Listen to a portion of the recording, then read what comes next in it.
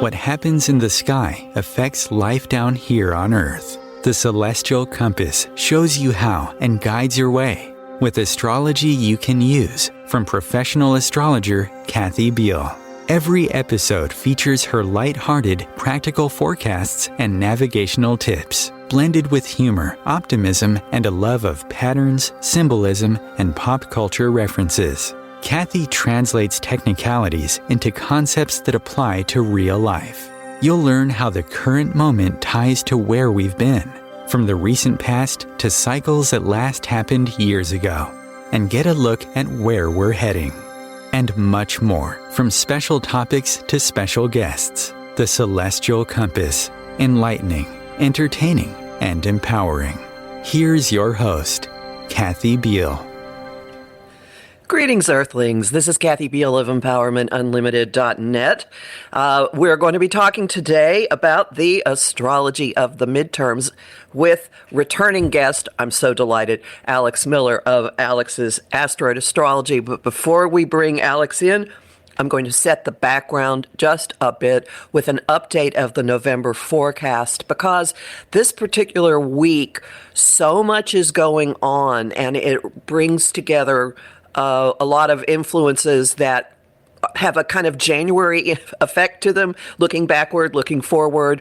You've probably heard there is a lunar eclipse on Election Day on November 8th, and it is a chapter closer in a lot of ways. Uranus, the cosmic radical agent of radical change, is in the mix, as are pretty much anything you can think of, you can tie into this. And it is bringing a lot to a point of emotional culmination that has been kicking around since at least the beginning of January 2021. We'll come back to that. Mars is retrograde all month. Mars, the planet of action, generally likes to be forward moving, now in a backtracking mode, which will be in effect until the middle of January. He's in the sign of Gemini, which is communication, objects, machines, things with moving parts, how we get around. And since he's in Gemini, it's going to feel a bit like a Mercury retrograde, which will be especially the case as he moves into a square to Neptune in the middle of the month. I think it's exact on the 19th. We'll be feeling it up to then. So just know that as we get to the middle of the month, confusion will be building. Don't take anything for granted that anybody tells you. Don't make assumptions. And definitely the road work ahead signs are already all over the highways and streets. So add extra time into your travels. And just know that a lot of people with Mars retrograde in the sign of communication are going to be looking for a fight, a verbal fight. And it's your choice whether you give it to them. But the good news in all of this is, as we get toward the end of the month, the atmosphere warms, it gets lighter, it gets more fun with Venus, which rules our social mode, Mercury, our information flow, and the Sun in Sagittarius, the guy who's out for a good time, loves to laugh, can be a little bit my way or the highway, but let's take it for the happy, optimistic, expansive qualities of this. And Jupiter, the ruler of Sagittarius, will be turning direct around that time too, which is like a cosmic nightlight. So regardless of what the journey is that gets us there, we'll at least feel happier, I think, by the end of the month. So now let's talk about the thing that's giving everybody such agitation right now. The midterm elections. Our guest is Alex Miller, a professional writer and astrologer, author of The Black Hole Book, which details deep space points in astrological interpretation, and the forthcoming Heaven on Earth, a comprehensive study of asteroids, both mythic and personal. Alex is a frequent contributor to the Mountain Astrologer, Daykeeper Journal, and NCGR's journals and Enews Commentary. His work has also appeared in Aspects magazine, Dell Horoscope, RIP. Planetwaves, Neptune Café, and Sasstrology. He's a past president of Philadelphia Astrological Society and a former board member of the Philadelphia Chapter of NCGR and an extremely popular guest. I am so happy that you have returned. Welcome, Alex. Well, thanks, Kathy, for asking me again. It's always a pleasure to talk to you. Okay, everybody, strap in. Let's start talking about what in the world is going on. Now, we have lived through election days with Mercury retrograde and all kinds of weird things happening. This one has a total lunar eclipse right before pretty much the polls open. Yes, it does. Care to set the stage for this? Sure. I think probably the most important thing I can tell you about the outcome of this election is that I can't tell you anything about the outcome of this election. Uranus is a wild card, as we all know, and Uranus is tapped right into this. That eclipse you just mentioned has got the moon exact with Uranus, and opposing them on the sun end is Mercury, which is a few minutes shy of 16 at the time of the eclipse, but will be conjunct the sun at 16 Scorpio for most of the day. This just pretty much means prediction is kind of a waste of time. So it's been great talking to you, and we'll catch you on the flip side. Yeah, it's a mixed bag, and really anyone who tells you they know what's going to happen is fooling themselves or lying to you, because anything is possible on this day in particular. I can't think of a worse timing, or perhaps a better timing, for an election than this one, but it's what we've got. So, Uranus is very fond of throwing things into chaos and, keeping things moving, keeping things unexpected, shocking others. It's simply unpredictable. The opposition to Mercury in particular is unfortunate because Mercury rules, the mental processes by which we make a decision. It rules the vote itself. It rules the process of voting. It rules the tabulation of the vote. And in combination with Uranus, that says, look for controversy over the vote. Look for volatile rhetoric regarding the vote.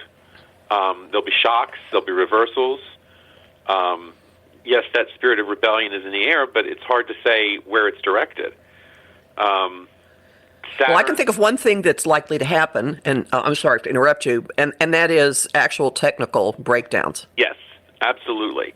That's a very likely outcome for the day, without doubt. And that T-square that's formed with Saturn in Aquarius is another factor that could be of major significance. I mean, the implication of Saturn is that it tends to focus more on the conservative end of the spectrum. So it might be that since the common wisdom is, that particularly in midterm elections, the out party, the party that doesn't control the White House, tends to lose seats, and people have come into this with the expectation that the Democrats will lose at least the House, possibly the Senate also.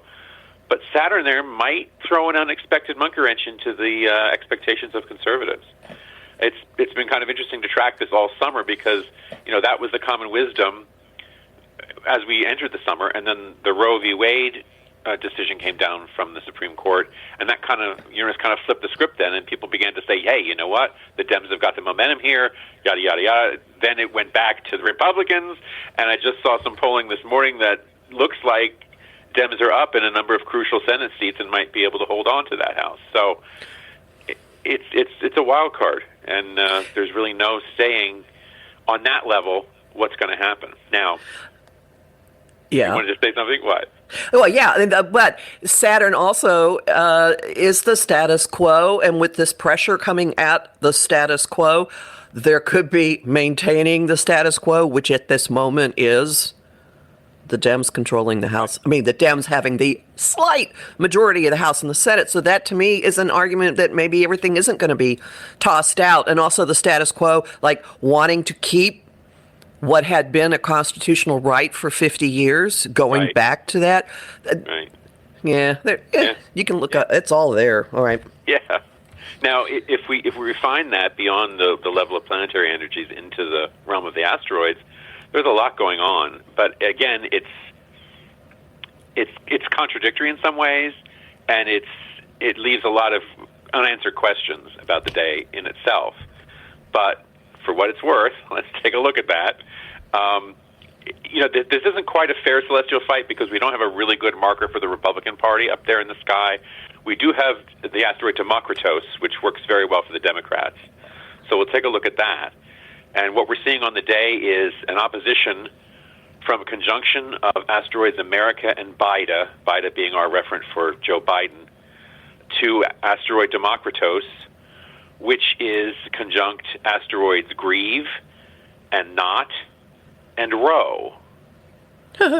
So we're starting to see the fact that the Roe v. Wade overturning is certainly going to be a factor, but it's hard to say exactly how. America conjunct Biden would seem to say that the nation is on the president's side since they're conjoined each other.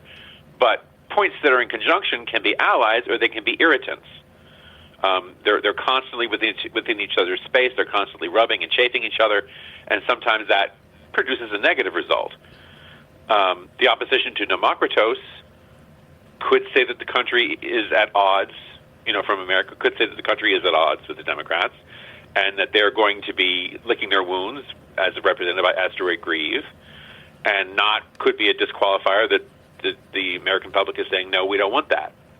However, with Roe there, the Knot and Roe could simply be a reference to the voiding of that prior ruling, and conjunct Democritus, it suggests that factor, the overruling of Roe, is on their side. So, again, a lot of contrary issues there.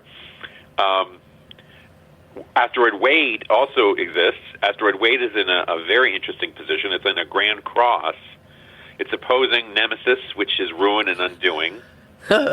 It's squared to Karma, which is, the results of our actions, which is in itself conjunct asteroid Trumper, which is our referent for Donald Trump. So Donald Trump's karma is at issue with this as well. And then the final point in the Grand Cross is asteroid Achilles, which represents a weakness or vulnerability. Now, that's not tied to any particular party. It's just kind of out there in isolation, but it shows the fact that this decision is something that's going to be very much in play on the day. For example, when the decision was handed down on June 24th, we had a similar activity of these asteroids.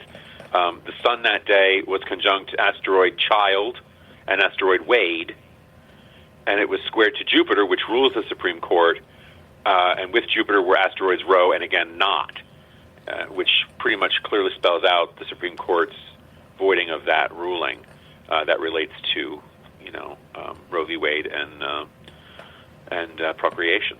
So now I can, using just the eclipse lineup, tie what you're saying, tie this event to what you're saying about the Trump-related aspect to this.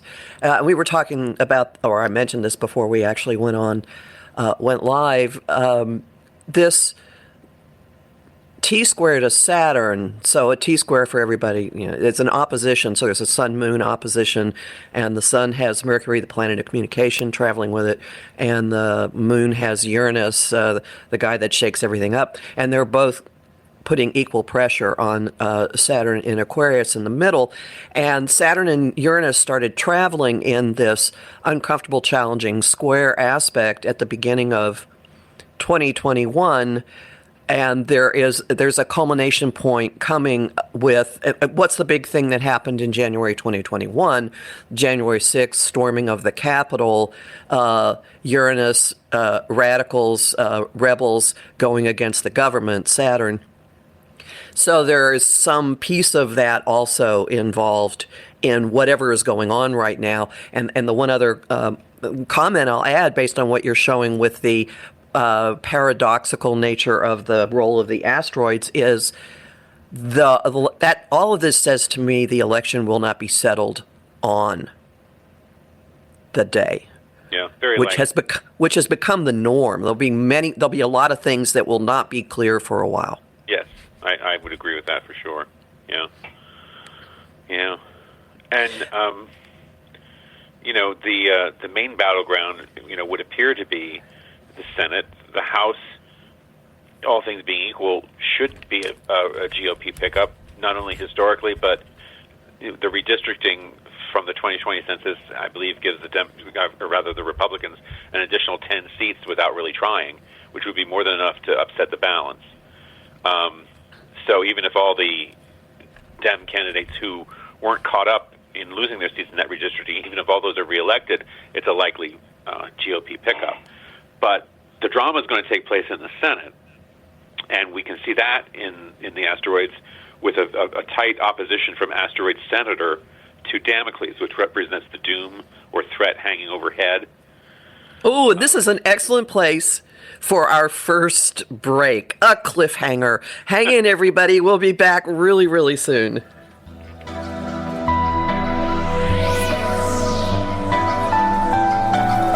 The cutting edge of conscious radio. OMTimes Radio. IOM FM.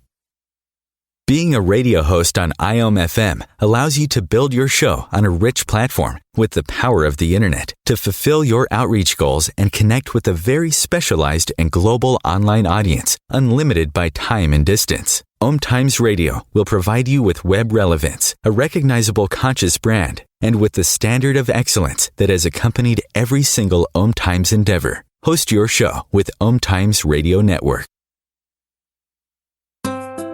Grab a cup of tea or a glass of wine and tune in for inspired conversations with publisher Linda Joy on Tuesdays at 2 p.m. Eastern. Linda creates sacred space for leading female luminaries, empowering authors, heart-centered female entrepreneurs, coaches, and healers. A soulful venue where guests openly share the fears and obstacles they've overcome, wisdom and lessons learned, and the personal journey that led them to the transformational work they do in the world. Inspired conversations to empower you on your path to authentic, soulful living.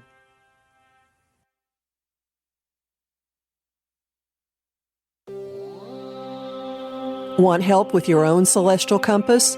Visit my site, empowermentunlimited.net, for Astro Insight forecasts for each week, month, and new and full moon. Want to explore the personal impact? Make a decision? Understand another person? It is possible. Click the Services tab to book a personal session with me. That address again, empowermentunlimited.net. You came across someone struggling with hunger. How would you recognize them?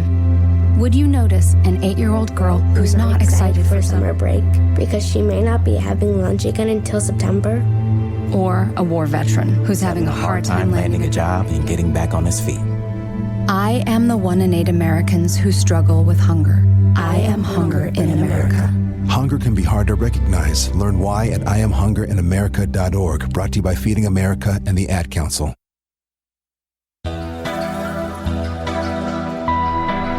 Welcome back to Celestial Compass. We're talking about the astrology of the midterms with Alex Miller. And just before the break, Alex brought up what's going on with the Senate. Yes. So we do have that opposition from asteroid senator to Damocles, which suggests a looming threat about to descend. So it's obvious that that's where the drama is going to occur. That's the main bone of contention in the election on Tuesday. But of course, it's never just as simple as that when you're dealing with as many points as I do, because there's another grand cross, and the points at those cross points would be TNO Sedna, which is one of those trans-Neptunian objects that's out in the realm of Pluto and beyond. And then that's in Taurus, and then the other side is an asteroid called Felicitas in Scorpio. The main polarity between Senator and Damocles occurs between Leo and Aquarius. So, again, we're getting contradictory data here. Sedna is named for an Inuit goddess who dwells in the deepest, most inaccessible part of the Arctic Ocean. and therefore it often symbolizes isolation, a sort of literal being left out in the cold, as it were. But felicitas is the root of the word felicity. It means happiness, luck, good fortune. So without any specific marker that ties it to either party, all we know for sure is someone's going to be out in the cold and someone's going to be happy about where they are. But it's difficult to say who. Now, there are other factors that accrue to senator that are not really related to that race, but which are also in opposition to Damocles, showing that there's a looming threat for individuals or for particular places. One of these is asteroid Nancy, which would symbolize Nancy Pelosi, who is, of course, current Speaker of the House and in danger of losing her position. So this is a very definite Damocles moment for her, not to mention the recent break-in at her home and the attack on her husband, which would have occurred while this was still an orb, and Nancy was the stated target of that attack, although she was not at home at the time. The other point that's right there with Senator and opposing Damocles is asteroid Arizona, which has emerged as probably the most critical battleground right now as far as preservation of democracy is concerned, because there are Republican election deniers running for both governor and Secretary of State in Arizona, which in recent years has become, some of the swingier of swing states, and could be really pivotal in a presidential election in 2 years. And both of those candidates have essentially stated that, they'll do what it takes to ensure a victory for their party. So that, therefore, is a threat kind of looming over the entire country in that sense. I did recently take a closer look at a few of the other races for the Senate that are, in the spotlight as being close squeakers and which could perhaps determine who ultimately has control of that body. And since I'm from Pennsylvania, I'm going to start with that one, where the current Democratic Lieutenant Governor John Fetterman is vying with celebrity doctor and carpetbagger Mehmet Oz, who just moved to the state this year to qualify for residency to run on the ballot. The interesting thing about these two is that natally, both of them have asteroid senator within a degree of each other, and even though they were born 9 years apart. And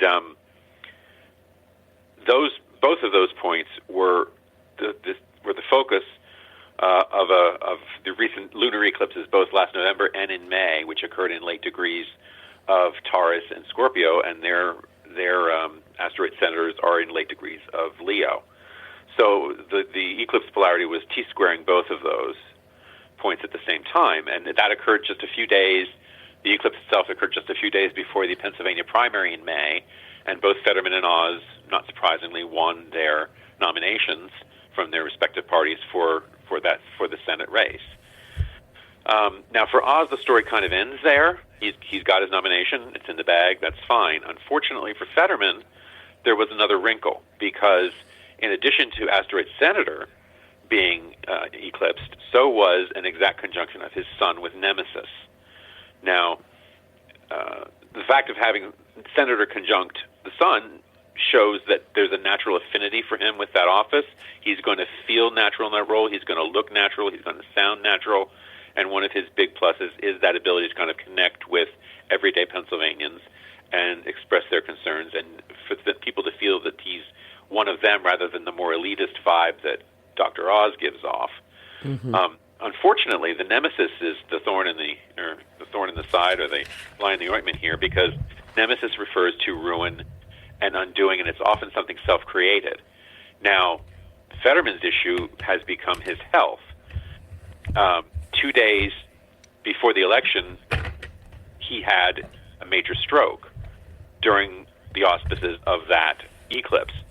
So that was, in a way, Fetterman defeating himself, because his recovery has not been complete at this point, although he has a good prognosis from his doctors for full recovery.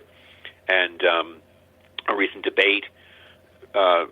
televised debate between him and Oz was not favorable for him, the impression that he gave, because he needed to use closed caption TV circuitry to he sees information visually better than he hears it, as far as processing it. So he needed to see the questions and the responses, which gave him a somewhat halting delivery, and he was a little confused in some of his answers, or not so much the answers, but the wording of the replies. And for any undecided voter, it certainly wouldn't have offered much confidence towards him.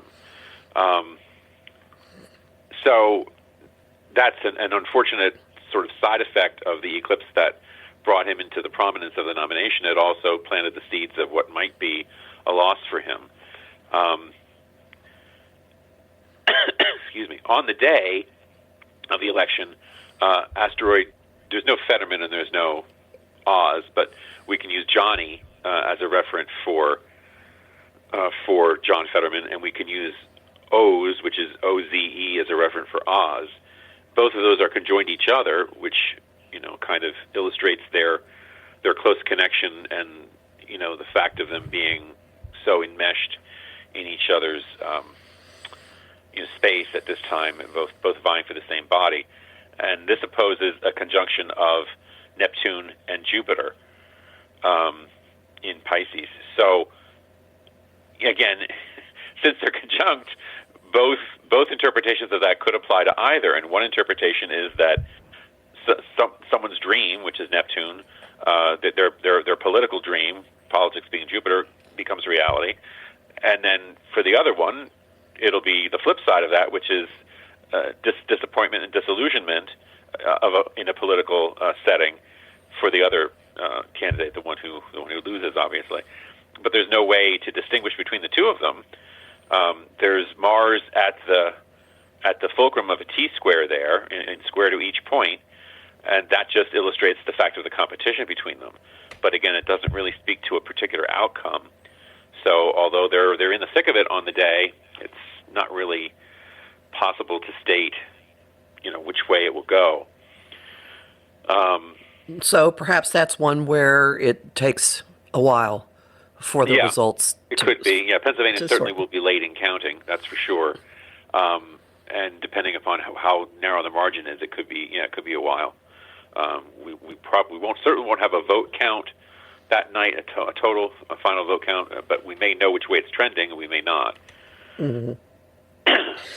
All right. You said you had a couple of other states you looked at? In Ohio, we've got a situation, and actually one of the other things that combines all three of these races is that they are all involving people who are either lifetime politicians or currently in office on the Democratic side, and people who have never been involved professionally with politics on the Republican side. And that's the case in Ohio, where celebrity author J.D. Vance on the Republican side is vying for Rob Portman's seat as he retires, who is a Republican, and the Democrat challenger is Tim Ryan, who's been a U.S. representative for Ohio for I think close to 20 years now. Here, there's an interesting set of circumstances as well. In the natal chart, Vance would seem to have the upper hand because he has a combination of asteroid Senator with Nike, which is named for the Greek goddess of victory, and that squares asteroid Ohio, which is the state he's trying to represent. Ryan's connection is more tenuous to some extent. He has asteroid Ryan conjunct Ohio, which is great, but Senator isn't really part of that mix.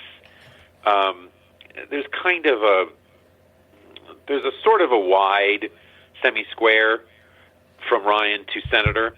Now, Senator itself conjoins Mars and squares Venus, so it's an active point in his chart, but it's not necessarily tied into a victory here. Mm-hmm.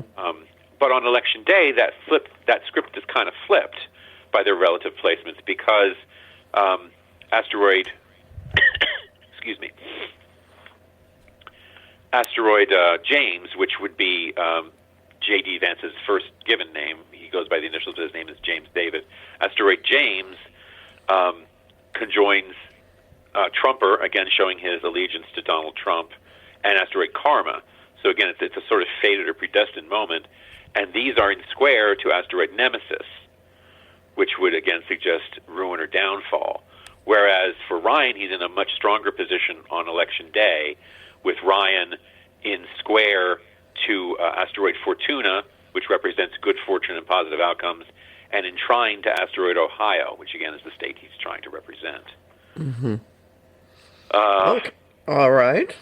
And then Georgia would be the third, where we have Raphael Warnock, who is a minister who won his seat in a special election 2 years ago, in a runoff election after the special election, and is trying to defend that against Herschel Walker, who was a pro football player who spent his college years playing for the University of Georgia and is a popular figure in the state, although he also had to move back to the state to qualify for residency. He was living in Texas when Donald Trump urged him to run for this seat.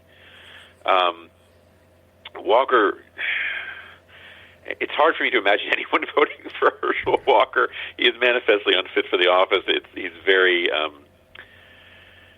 some of his phraseology, he's not a good communicator. He doesn't inspire confidence in his intellect. And he has a lot of baggage personally, including domestic abuse, and a pro-life candidate who is now credibly accused of having urged and paid for abortions by former girlfriends and mistresses. So, not the most credible of candidates, but the polling is pretty much neck and neck there. And again, we can see in both charts why this might be. Walker has a conjunction of asteroid Senator with Karma, an exact conjunction. So there does seem to be something fated going on here beyond, the Donald's urgings, although maybe that was the fated part of it. And this opposes asteroid Herschel, bringing it very, very plainly, or very, very personally to his individual biography. With Herschel is a TNO called Quayar, which has a lot of affinities with procreative things, including abortions. Oh, interesting. So we see that there's a connection there between this Senate run and the issue of abortion. And again, another T-square on the fulcrum of which is asteroid Georgia, the state he's trying to represent in the Senate, and another TNO called Salacia, which is the root of our word salacious and deals with scandals, particularly of a sexual nature. So that's all bound up in his candidacy. But he does have a strong personal connection there. Warnock, on the other hand, it's the connection to Senator is a little more peripheral, although obviously it's working for him up to this point because he's in the Senate currently.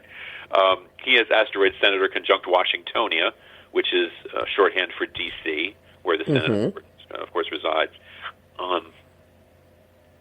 Excuse me. And then that's about as far as that goes. It's not really tied directly to much else in the chart. It does oppose Damocles, which again is that sense of looming threat, which he's facing right now. And there is a somewhat wide square to Saturn, which would indicate his career or profession. So he has gotten to the point of adding that, to his career resume, that Senate seat, but will he be able to keep it? That's harder to say. On election day, again, let me flip back to that chart. I've got so many charts here in front of me. Okay. On election day, we're seeing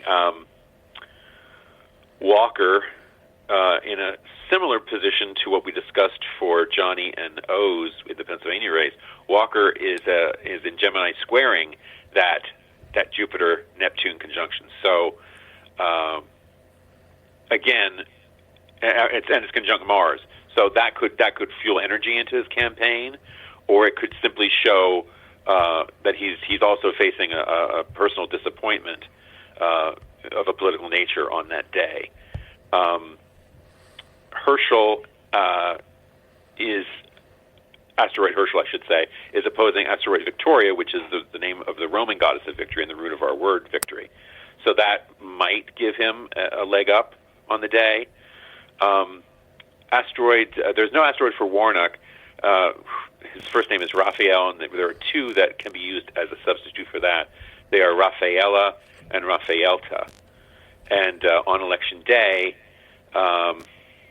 Rafaela is at station, meaning it's come to a critical turning point, which is appropriate for his situation. But again, in and of itself, doesn't really speak to the outcome. A turning point could be finally making the seat his own for a full 6 years, or it could be, the loss of the seat. That point is in Pisces, and it conjoins Nemesis. So I would say the inclination is more towards the end that he might lose the seat. But he's also very tied into the eclipse because Raphaelta, the other asteroid reference for him, is in a T-square with that Sun-Mercury Moon Uranus. So again, that kind of throws, it's sort of a jump ball, throws things up in the air again, and it could go either way. And on the day, Raphaelta is also conjunct asteroid Georgia, although that is too wide to be part of the T-square. It is within orb of Raphaelta on the far edge. So that could identify him in voters' minds with the state. So as you can see, it's kind of a mixed bag all around. There's no real definitive call one way or the other on that. And it might be, honestly, I wouldn't be surprised if it isn't until the middle of the month that we have the smoke clearing on the whole picture. Yeah, I mean, if Georgia has a 50% plus one requirement, and there is a third candidate in the race, and no one's polling above 50 now. So if it comes down to the same situation as 2020, there'll be another runoff in Georgia, which is scheduled for sometime in December, I believe. So we may have to wait that long to know if that's the determinative seat for the entire Senate. It may take us that long to know what the breakdown will be in Congress. And that fits completely. And at this point, we're going to take our second break. Hang in, everybody. We've got lots more interesting stuff to talk about.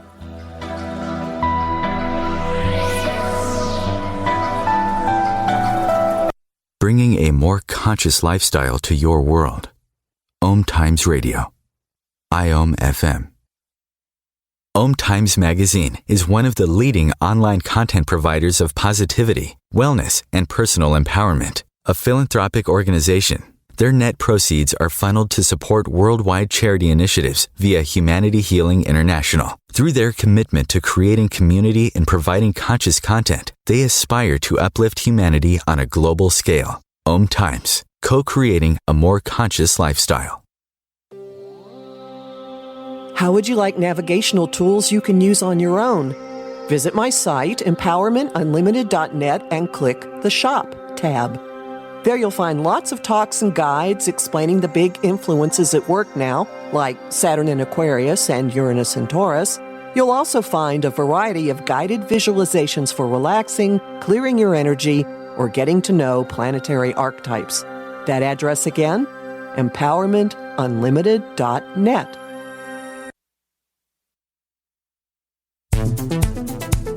My name is Victor Furman.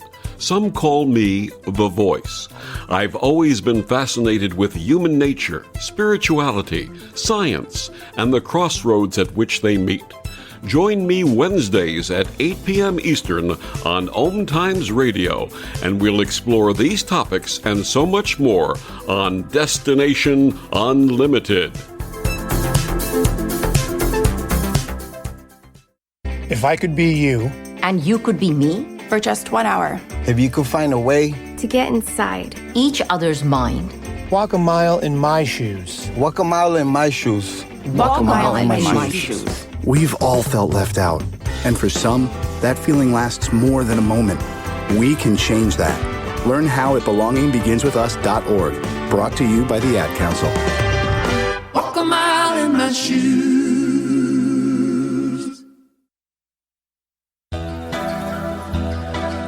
Welcome back to Celestial Compass. We're talking about the astrology of the midterms with Alex Miller.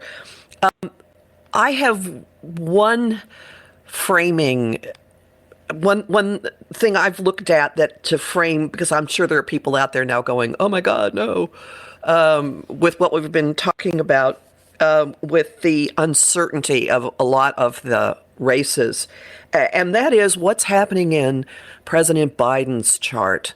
The solar eclipse at 2 degrees Scorpio with Venus conjunct the sun and the moon was pretty tightly opposite his moon in Taurus. And we have a timed chart for him. So this straddled his 5th and 11th houses, and the eclipse itself was in the 11th house of long-term goals and wishes, and also your role in group organizations. And in mundane charts, the 11th house rules Congress, and that Venus rules Biden's moon. And one way of looking at this is the doorway has now opened for him to get a lot of his economic and resource-oriented, like a lot of his long-term goals may now be possible to do, which would not happen with a throttled Congress. Good point. Yeah, I haven't really looked at his chart lately, but yeah. What I also wanted to say. Yes, please. No. You have more to say on the elections. Actually, I'm pretty much finished with that. But what I want to say as a capstone to that is, we have to remember that, at least as far as I'm concerned, asteroids. The jury is still out on whether asteroids are predictive or just descriptive. So, even though it's impossible with Uranus being as active as it is to predict from the information that I've laid out, it's also true that, if asteroids themselves don't predict, then they are just describing what the terms of the game are, what the players are on the board, how they fit with each other, and what the energy is out there. They don't necessarily incline toward an outcome. And I myself, having worked with these points for 15 years, I'm still out as to whether or not I think they predict or they don't. And they certainly are explaining why some of these races are so tight. Sure. Yeah. Well, you have a couple of little lagniappes for us, little pieces of dessert. Yes. I thought it might be fun to check in with the Donald and see the progress of his many legal struggles. So I decided to focus briefly on probably the most advanced right now, since there are actual charges out there now, which would be New York Attorney General Letitia James's charges of fraud brought against the Trump Organization and several of the family members, including Donald and his 3 eldest adult children. This came down on the 21st of September, and we have a timed chart for that as well. It was 11:38 a.m. And the chart shows a conjunction of James, which is the Attorney General's last name, with Trumper, our Donald referent, conjunct each other on the ascendant of that chart, which is pretty closely aligned with Donald's own IC. So we're seeing a foundational situation in the IC, but also a public image issue on the ascendant. In addition, and probably more to the point, there's an asteroid called Darrest. It's D''Arrest. It relates to all forms of early process in a legal situation, from charging or indicting to the actual physical arrest or detention of someone, which isn't going to occur in this case since it's a civil suit. But that point was conjunct asteroid Letitia, when Letitia James brought out her indictment, and it was squared to asteroid Justitia, which is the Roman goddess of justice and the root of our word justice at the time. But more importantly, Darrest was exactly squared to an exact conjunction in Donald Trump's chart of asteroids Nemesis, which we've been talking about a lot, has to do with ruin or undoing, often self-created, which in the birth chart is exactly conjunct asteroid Bilk, which refers to fraud and deceit, particularly of a financial nature. So it does appear as though the walls are beginning to close in on the 45th president, and we'll just have to see how that all plays out. It could take a while. I forgot to mention also that that James and Trumper conjunction on the ascendant has the ascendant exactly squared to asteroid Damocles, which again is that looming threat hanging overhead. So it works on so many levels. And it's just played out. So let's look at Darrest. Well, right before the New York Attorney General has just had a monitor imposed over all of the Trump Organization activities. Right. So that's putting some damper on what it is that they can do. And we do know that her ultimate goal is taking the right to do business away from him. Yeah. So he that fits. actually just went through a return of duress to its natal point, which reactivates the potentials of that in the birth chart. That occurred in the middle of October, the 11th through the 14th. It was conjoined its natal degree. So everything's running ahead on schedule. Okay, and you have one other one floating around back there, right? Yes, I do. That would relate to the newly minted King Charles III of the United Kingdom of Great Britain and Northern Ireland. Astrologers over the years, and some say even dating back to Nostradamus, depending on how you interpret his quatrains from the 1500s, have predicted that Charles would never be king. And I've never really been certain of the astrological grounding for that argument, but I can tell you that the people who said that just weren't looking at the right filter, because if you look at the asteroids, it's pretty clear that's the path he's on. His sun in late Scorpio is very tightly opposed to asteroid King, and it's in a grand cross with, on the one side, asteroid Thronium, which I use as a reference for the throne. And on the other side, there's a triple conjunction of asteroid Charlotte, which is the closest English rendered asteroid to Charles, with asteroid Britain, that's Britten, which is a homophone of Britain, Britain, and asteroid Rey, which is Spanish for king. So, seems pretty emphatic that someday Charles is going to be king of the Britons. So, And the Grand Cross doesn't have a whole lot of motion in it. It's kind of like the hangman being suspended and having to wait, which would fit someone who doesn't have the circumstances evolve until he's in his 70s. Right. So we needn't have wrung our hands about his fate all these years, because it was pretty clear that it was going to happen one day. And in fact, when Queen Elizabeth II passed, transit asteroid King was exactly conjunct Charles's midheaven degree, which was kind of bringing that whole thing to fruition. In addition, transit asteroid Charlotte was again a point at station, indicating that major change of direction in your life. And in fact, Charlotte actually made its turn. Well, from its degree at his mother's death, Charlotte exactly conjoined asteroid Queens in Charles's chart, and then it made its turn at that degree 2 days later, within hours of when Charles III was actually proclaimed king officially on the 10th of September. So, yeah, that was a pretty good connection there too. And you can go back, through Charles's life, pretty much endlessly, as far as how things worked out for him in various stages of his life. His parents are in his birth chart. We've got asteroid Philippa, which is the feminine form of Philip and the closest to that in the sky, which is conjunct Saturn in his chart. That indicates the sort of frosty relationship between them, but also Saturn, of course, is a symbol of the father, which Prince Philip was. We've got two Elizabeth reference, which are Elizabetha with a H and Elizabetta with a double T. They're exactly conjunct each other, and they're trine his moon, which conjoins Queens. So yes, Mummy was the queen. And let's just throw in that his moon was on top of his mother's sun. Yes, same degree. Yeah. Right. And that just was hit with this eclipse as well.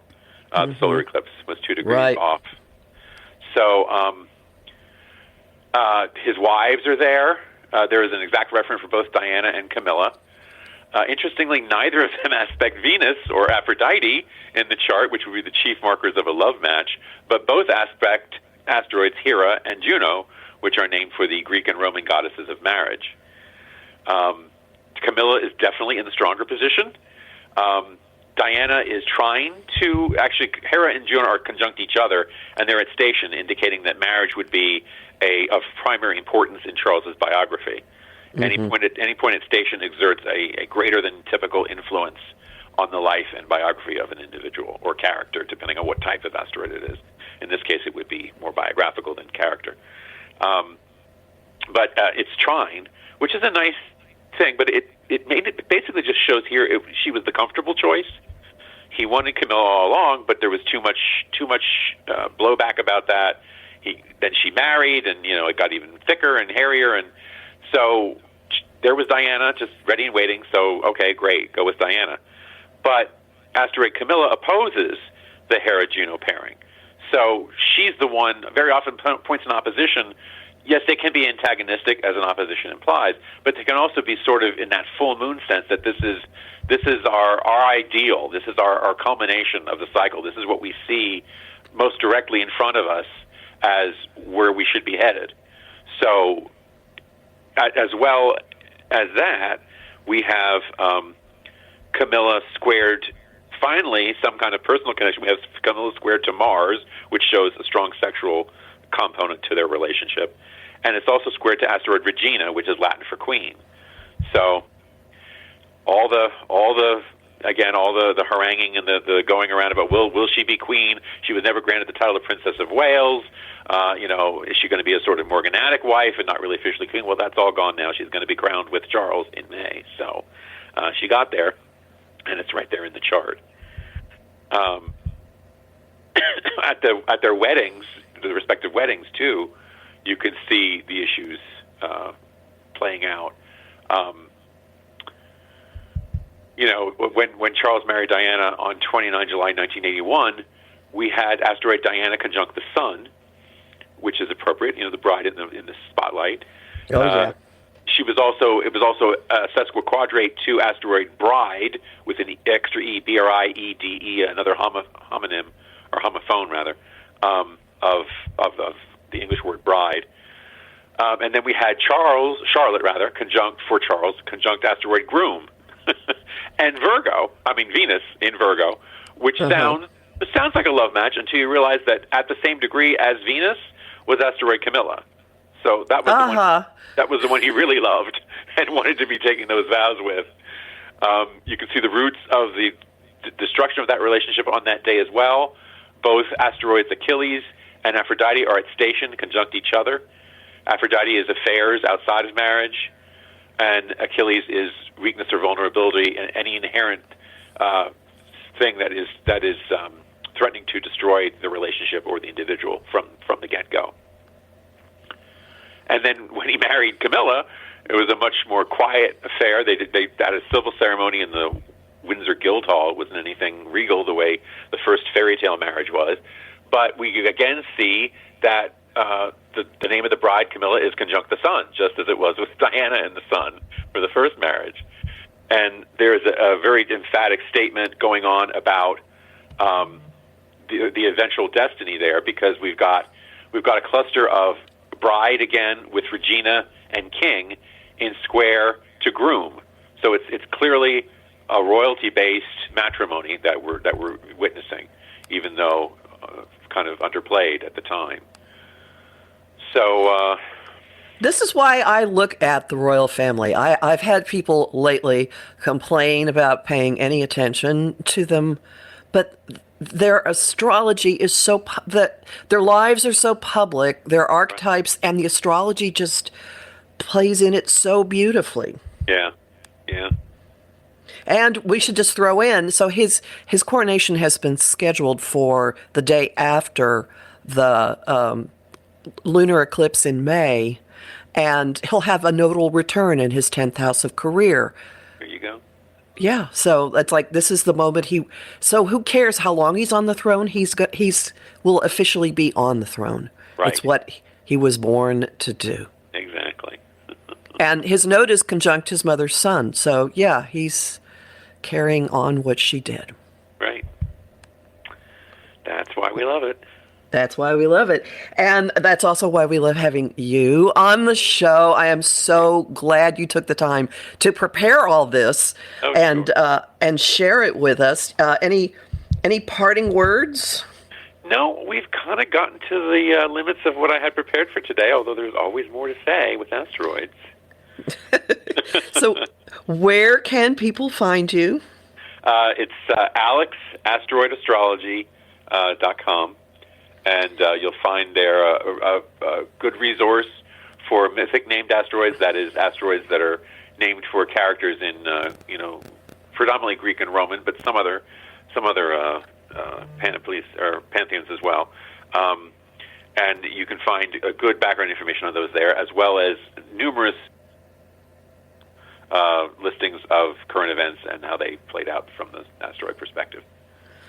And if people go to your site, there's a pop-up where they can get information about top 5 asteroids and how they play out in their own charts, right? Yes. Yeah, so reason to visit. And also, just get on his mailing list, because every so often an asteroid interpretation of something that you've seen in the news comes flying out, and it'll be just more info for you to go, yes, astrology works. So thank you so much, Alex. I'm really glad you came. Thanks, and everybody else, breathe, vote. Visit my site, empowermentunlimited.net, for all of the forecasts. They're also at OMTimes.com. Thanks.